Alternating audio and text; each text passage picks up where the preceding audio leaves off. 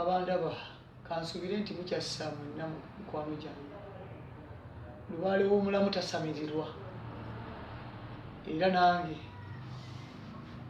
nkomyewo okubalongojjera embeera y'obulamu bwange ku mulimu gwange ogw'amawulire gwe mmazeeko ebbanga lya myaka 2 nga nkola ku rediyo ya CBS. Njagala okubalamusaako n'ekiramuso kya Mukama waffe. Assalamu alaikum warahmatullahi wabarakatuh. Nze mukwano gwammwe Yusufu Baliro of Uganda. Neera nkomyewo mbalage ensonga endala nnyingi kubanga nze ndi kyakulabirako eri mmwe abaana abato naddala abasoma amawulire nammwe abaakajoyininga amawulire. Njagala okubategeeza nti embeera gye nkisibuddwamu mu mawulire si nnungi n'omulundi n'ogumu yadde nga nange nalisaanye okuyisibwako bulungi naye nga bwe ndi mulamu njagadde njogere ebintu bino nga sinnafa ng'abalala batafunye mukisa guno. Oba oliawo ne baganda bange abaatuva ku maaso nga muganda wange Mukiri Sserunjogi yali badde asobola okubeera omu kwabo ku mbeera ng'eno. Muganda wange Mark Agasinzi Makumbi nga ne mu Lumbeerwe nali munzekka abafamire y'Amakumbi mukimanyi bulungi najja sajjanga obuki ng'akiikiridde CBS wabula najjanga Yusufu Baliro mukwano gw'Amakumbi. Ebintu byonna bwe byatambula mwabimanya embeera eyo naye nga nange nsuubira tumanyi oba oliawo embeera eyinza okubeera ye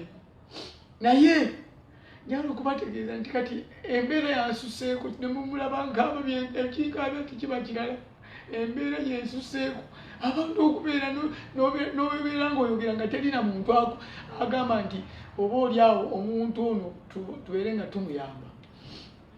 Gyendowooza mu bulamu bw'ensi eno Mukama Katonda yekka kati bwe tugenda okwekwasa olw'ensonga abantu baafuuse bagumu nnyo, abantu baafuuse nga balina emitima egy'ensolo si gy'abantu. Kyetufunye mu COVID ono n'embeera gye tuyiseemu mu mbeera yaffe ey'obulamu yonna, nze saagala seegomba mwana yenna ne bw'ataba wange omwana w'omuntu yenna okugiyitamu mu mawulire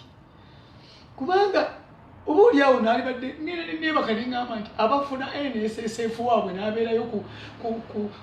eri gye bamuteeka aba NSSF oba munda basimanyi embeera ya NSSF eno Mukama ayinza atya okuwa omuntu omukisa naye n'abeera nti afuna sente ze za NSSF bw'aba nga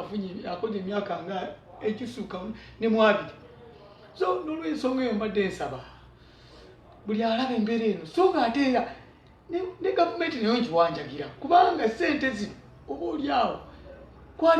kuliko omusolo gwa gavumenti ogwali badde gusasulwa naye gulyazaamanyiziddwa tebalyazamanyiza nze kale ne gavumenti yennyini naye bagiryazamanyiza omusolo naye gavumenti bwesirika nga mbuli kubonaabona bwe nga nayo ate omusolo gwayo nagwo yali kubanga kuno kwali kuzibira kintu kyabali luno butamanya nti ali ku payroll asobole okuba nti afuna omusolo gwalivuddeko omusolo gwa gavumenti kubanga embeera eno bweneeba ng'etambula bweti nyinza okuba nga sirinzekka nga n'abaana bangi bali eyo bakaaba ennaku ebatta naye tebasobola kuvaayo naye nze Mukama ampadde obuvumu n'okusalawo nsobole okutegeeza ensi biki ebigenda mu maaso ku mbeera yange ey'obulamu. Sijja kwogerera balala nze embeera yange ey'obulamu yennuma kubanga omutima gwange n'abaana bange wengenda okubaleka nga sente nzikoze naye ne bagaana okuzimpa bannakigwanyizi abeeyagaliza bokka ab'emitima ebibi nengamba kanjogere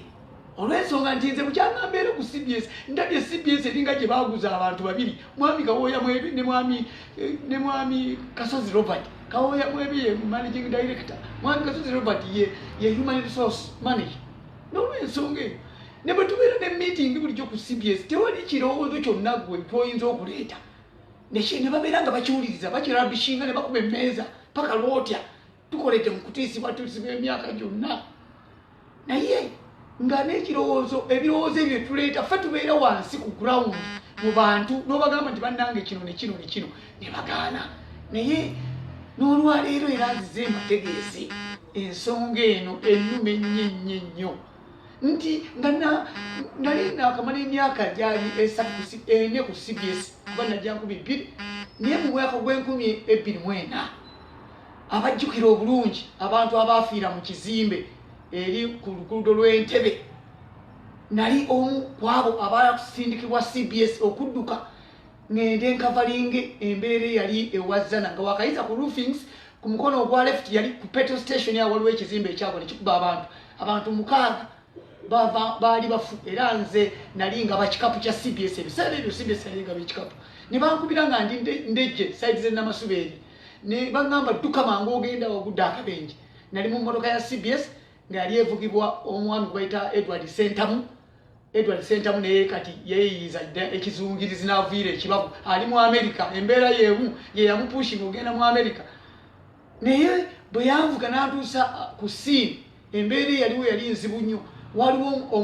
omupaapaali nga waliwo n'ekitooke nga waliwo ekintu ekyalaalidde waggulu ky'essaalaba ekimu ku byava ku kizimbe ekintu ekyo kyakuba omupaapaali ne kijjirako nange nayo kimpa n'engwa ku luguudo we nakoma okutegeera Mwami Mayanja James eyali akola ku WBS ebiseera ebyo kati ali ku Delta TV yantunuzaamu kamera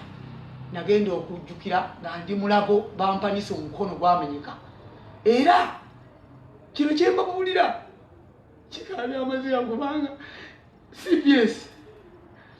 nabiina ku kitande Mulago ne banzijanjaba ayagala okufuna obukakafu New Vision yawandiika ennaku z'omwezi lumu omwezi ogw'ekkumi omwaka gw'2024 owa CBS yakubwa baguyita bo mu paapaayi ng'agenze ku kizimbe okutaasa obulamu bw'abantu abaali babufiiridde mu kizimbe naye bwe navaayo CBS yansasula miliyoni 2 ze yasasula mu ddwaliro e Mulago nga banzijanjabye omukono nakolanga guli mu kifuba ne bansala emitwalo 10 gye mbadde nga nfuna ne bagisalangako emitwalo 5 we mbadde nzisayininga wali bajja kuleetawo mubasabe baba we nasayininga nga ssente zange ez'omwezi natuuka ekiseera nga nsayininga 5 gye ntwala eka 5 gisasula essente eza CBS yakozesa okumpeerayo mu ddwaliro e Mulago era waliwo neebuuliza nti kampuni nnene ya CBS bannange ebulwa etya medical insurance kakati ebintu ng'ebyo wetwali badde tubireetera mu meetings zaffe eza CBS ezibeerawo tebatukkiriza kubyogerako ebbanga lyonna limaze ku CBS teyakkirizibwa kuwulizizibwa naye oba oliawo kati nfunye omwaganya yadde nti TV ezimu radio ezimu ziganye batononya abapikinze interest mu story nga ate story endala ezitayigiriza ezikyalimu byakuyiga ezitalaga muntu byayiseemu abalala babiyigireko aleme kufa nga abantu tebategedde kiki kiri mu nsi ebirala babikola ebiri ddala so much touching to the public abantu tebagala kuwa mwaganya naye njagala kwebaza mmwe abanyambye nnyo okulaba nti ebintu bino bivaayo nebaza social media platform gyembadde nze gwolaba mbadde ku social media platform sikiwa nnyo budde naye kati ndabye omugaso gwa social media platform nkulu nnyo mu bulamu bw'omuntu paka ensi lweriggwawo olw'ensonga nti essente ezo njagala okubategeeza baazisala paka nezaggwayo miliyoni 2 ne basala kyebayita mpaka myunku wente CBS n'enkolamu amagoba kubanga nagenda okulaba nga ziweze miliyoni 2.7 nga bankozeemu amagoba ga 7 okusasula si nsonga nasasula kubanga banzijanjaba naye ate nga tebalina medical insurance naye nze ekinnuma kwe kuba nti zayitamu ne zigenda mu miliyoni 2.7 ne bakolamu amagoba CBS ga 7 nazisasula bannange ekikakasa bugende bubuuze omukyala akola mu accounts mu CBS nakuba emmeeza nga ziyitiridde sente ziyitiridde nengende owomukyala akola mu accounts nengenda paka newamwami Robert Kasozi ddala kiki kino kyemukola mukozemu amagoba ga 7 era mukyansala olwo ne balyoka basitopinga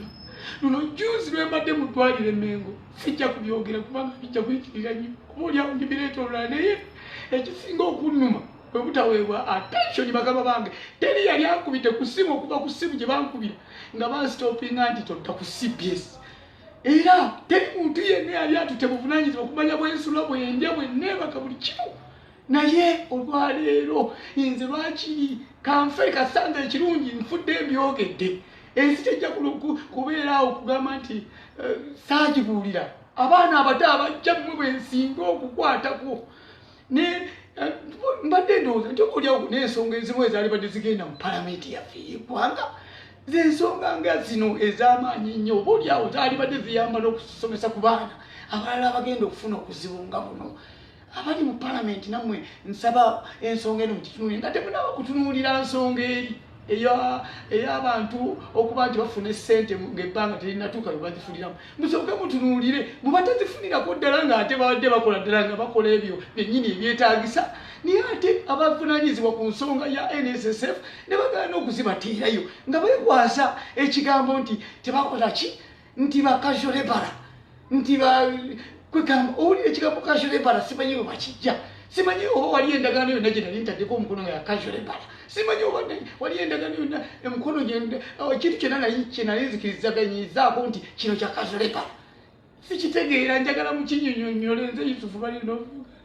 kangeri yakutula